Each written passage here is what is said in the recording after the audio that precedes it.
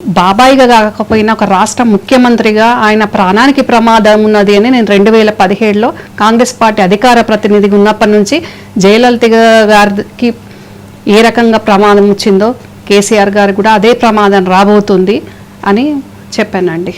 అంటే ఇప్పుడు సంతోష్ గారి గురించి మరి కేసీఆర్ గారు రీడింగ్ ఎందుకు తగ్గింది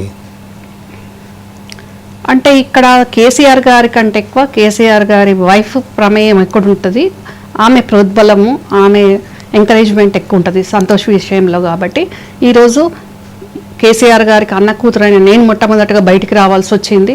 ఒక ఆడబిడ్డ ఈ రకంగా బయటకు వచ్చి కుటుంబం మీద పార్టీ మీద ఎందుకు మాట్లాడుతున్నారు అనే విధంగా అక్కడున్న వ్యక్తి చేస్తున్నాడు కాబట్టి బయటికి రావాల్సిన పరిస్థితి వచ్చింది. ఈరోజు కేసీఆర్ గారి కన్న కూతురు కూడా బయటకు వచ్చి ఇదే సంతోష్ మీద మాట్లాడే పరిస్థితి వచ్చింది.